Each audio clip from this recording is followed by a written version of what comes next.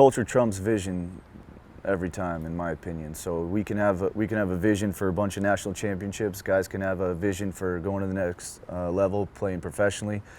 But if your culture isn't right, then when it really counts, then you're going to fail.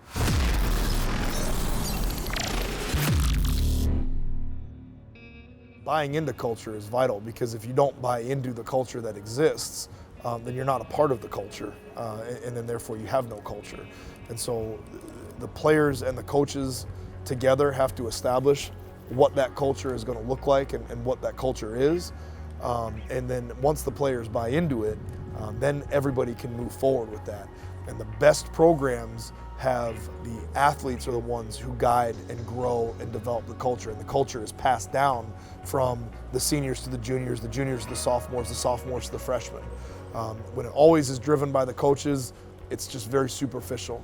When the athletes buy into it, and then when they embrace it, and then when they start creating their own unique cultures within the culture, the subcultures that support the primary culture, that's when really special teams, really special programs are built. That's the first thing we talked about when we walked into the room that very first day in college was buying into what the coaches had for us, and as a team what we were going to do.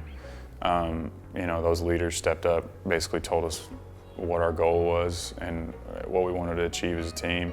Because if you have a bunch of great athletes and stuff and they're not on the same page, you're not going to be a very good football team or any team in general.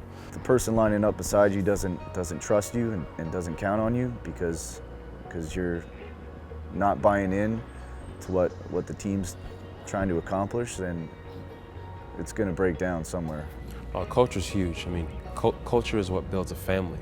I mean, that all goes on to accountability, respect, dealing with adversity. That's what builds your culture. The culture part of it to me is what can you do for other people, and because when you put more into other people, you're going to get more out. You have an athlete or you have a player who's going through a death in the family or a divorce or an injury. You want your culture to be so strong that this one singled out athlete knows that he has his brothers or he has his sisters to form around him and make sure that he or she is still a part of the team. Culture to me is, hey, either do the right thing or it's wrong. There's no in between. Well, what I think in this culture, people have accepted too many excuses. To me, it's about how good can you really be? Now, what are you going to do to get there? Everybody has goals, everybody has dreams. Well, the bottom line is, God's given us one day. What are you going to do with it? You want to be a flash in the pan, have a good year while you're there and go, then you can just buy in and have the coaches push it.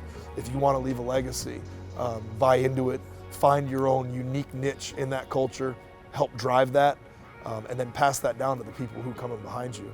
And then when you come back to that program 5 years later, 10 years later, 15 years later, and the kids are doing something, you're like, hey, I was a part of that. I helped start that. And that's where really, really special programs and legacies are built.